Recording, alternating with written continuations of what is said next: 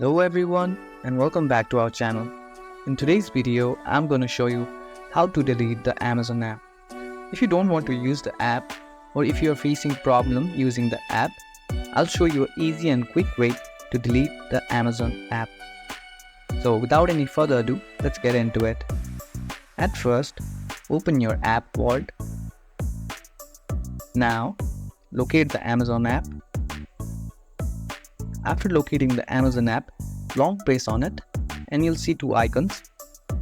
To uninstall it, simply click on the recycle bin icon. Now click on the uninstall button.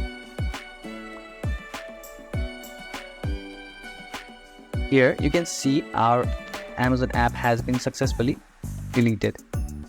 I hope you found this video helpful. If you found this video helpful, don't forget to give this video a thumbs up and subscribe to our channel for more tutorials like this.